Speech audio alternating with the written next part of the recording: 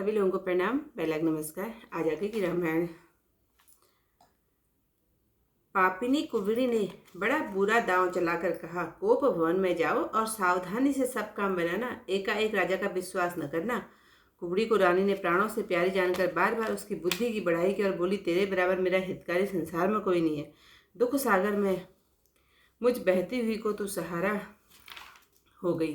हे सखी, जो ब्रह्मा कल मेरी इच्छा पूर्ण कर दे तो मैं तुझे आंखों की पुतली की तरह रखूंगी। इस प्रकार चेरी का सम्मान कर कैकई को भवन में गई। विपत्ति बीज है, मंथरा वर्षा ऋतु है, कैकई की कुमति पृथ्वी हुई। कपट रूपी जल पाकर अंकुर जमा, दोनों वरदान पत्ते हैं। अंत में सबको दुख रूपी फल होगा। कोप का सब साज बाज सजाकर कैकई जा सोई। राज करते हुए उसे कुबुद्धि ने नष्ट कर दिया। राजमहल और नगर में धूम हो रही है।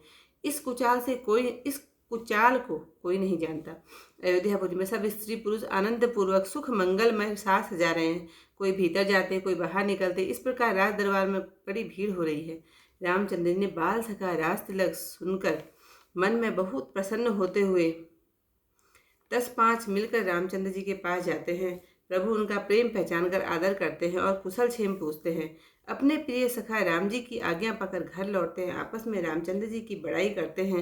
रामचंद्र जी के समान सील और स्नेह को निभाने वाला संसार में कौन है। भगवान हमको यही दें, हम अपने कर्मवश जिस जिस योनि में जन्मे वहाँ वहाँ हम सेवक हों और सीतापति रामचंद्र जी हमारे स्वामी हों। अंत तक यह नाता निभ जाए। नगर में सबकी ऐसी इच्छा है, परंतु कैकई के मन में बहुत जलन है।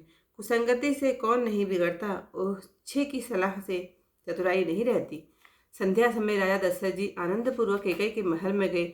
मानो स्नेह देख घर कर निष्ठुरता के पास गया हो। कोप भवन सुनकर राजा सहम गए। डर के मारे पैर आगे नहीं बढ़ा। इंद्र भी जिसके बाहुबल से निर्भय बसता है, सब राजा लोग इसकी रुख देखते रहते हैं। कामदेव का प्रताप और महिमा तो देखो। ऐसे महाराज दशरथ भी स्त्री का क्रोध सुनकर सूख गए। त्रिशूल वज्र और तलवार को सहने वाले जो लोग हैं, वे रतिनाथ के प्राण पुष्पवाणों से मारे जाते हैं। राजा डरते डरते अपने प्रिया के पास गए। उनकी दशा देखकर उन्हें घोर दुख हुआ। वह पृथ्वी पर पड़ी मोटा और पुराना कपड़ा पहने थी। अनेक प्रकार के गहने उतारकर फेंक दिए थे। उस दुर्बुद्धि कैकई का कुवेश कैसे सजा, मानो भावी विधवापन की सूचना दे रहा हो। निकट जानकर राजा कोमल वाणी से कहने लगे, हे प्राण प्यारी, तुम किस कारण रूठी हो। हे रानी, किस कारण रूठी हो। यह कहकर रानी कैकई को स्पर्श करते उसने झटके से पति को क्रोध सहित हटा दिया। वह ऐसे देखने लगी मानो नागिन क्रुद्ध दृष्टि से देख रही हो। दोनों वरों की वासना उस नागिन की जो 2 जीभें हैं, दोनों वरदान दांत हैं, वह काटने के लिए मर्म में स्थान देख रही है। तुलसीदास जी कहते हैं कि राजा दशरथ जी होनहार के वश होकर उसे काम कीड़ा ही समझ रहे हैं। राजा ने बार बार पूछा, हे सुमुखी, हे सुलोचनी, हे पीकवैनी, हे गजगामिनी, अपने कोप का कारण मुझे सुनाओ। हे प्यारी, किसने तुम्हारा अनहित किया है। किसके 2 सिर हैं, किसको यमराज लेना चाहते हैं। कहो, किस कंकाल को राजा बनाऊं और किस राजा को देश से निकाल दूं। तुम्हारा वैरी यदि देवता भी हो तो उसे भी मैं मार सकता हूँ। तो फिर किस कीड़े के समान बेचारे स्त्री पुरुष क्या है। हे सुंदरी, तुम मेरा स्वभाव जानती ही हो। मेरा मन तुम्हारे मुख चंद्र का चकोर है। हे प्यारी, मेरे प्राण, पुत्र, धन, कुटुंब और सब प्रजा तुम्हारे अधीन है। हे भामिनी, यदि तुमसे मैं कुछ कपट में कहता हूँ तो 100 बार मुझे रामचंद्र जी की सौगंध है। अपनी मनचाही बात हंस कर मांग लो और अपने सुंदर अंग आभूषणों से सजाओ। हे प्रिय, समय को तो मन में समझो। जल्दी इस बुरे वेश को दूर करो। यह सुनकर मंदमती की गड़बड़ी सौगंध का विचार करके हंसकर उठी और गहने गहने कपड़े पहनने लगी, मानो हिरणी को देख बिल्ली फंदा डाल रही हो। तो आज का अध्याय पर समाप्त। चौपाइयाँ। विपत्ति बीज। कुवरही रानी प्राण पिय जानी, बार बार बड़ी बुद्धि बखानी। तो ही समहित न मोर संसारा, बड़े जात का भई से अधारा। जो विधि पूरब मनोरथ कालू, कहो तो ही चकपू तरे आले। बहुविधि चेरी आदरु देहि, कोप भवन गवनी कैकई। विपत्ति बीज वर्षा ऋतु चेरी, भुई भई कुमति कैकई घेरी। पाए कपट जलु अंकुर जामा, वर दो दल दुख फल परिणामा। कोप समाज साज सब हो सोई, राजु करत निज कुमति विगोई। राउर नगर कोल हल होई, यह कुचाल जस कछु जान न कोई। प्रमुदित पुर नर नारी सभा, संजय समंगल चारा। एक प्रविसी एक निर्गमहि, वीर भूप तरवार बाल सखा सुनहिय हर साही मिली 10 5 राम पही जाही। प्रभु आदर ही प्रेम पहचानी पूछई कुशल खेम मृदुबानी। फिर ही भवन प्रिय आय सुपाई करत परस भय राम बढ़ाई। को रघुबीर सरिस संसारा सीलु सनेहु निवाह निहारा। जही जही जो निकरम वस ब्रह्महि तह तह ईसुदेव यह हमहि। सेवक हम स्वामी सिय राहु होई नात यह और निबाहु। अस अभिलाषु नगर सब काहू कह कह सुता हृदय अत्याहू।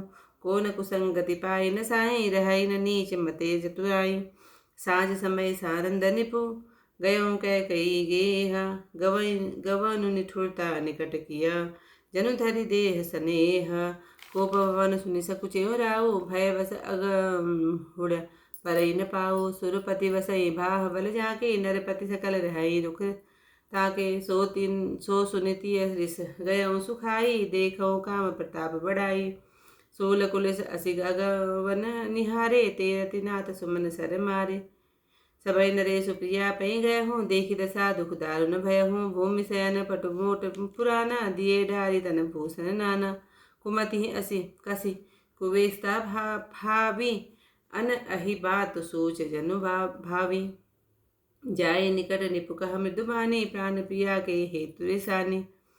केहि के हेतु रानी रिसानी पर सत पानी पति निवारहि। मानहु सरो सबु अंग भामिनी भीसत भाति निहारहि।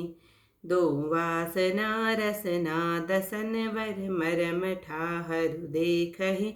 तुलसी निपति भवतव्यतावस काम कौतुक लेखहि। सुमुखी सुलोचन पीक वचनी बार बार कहराऊ।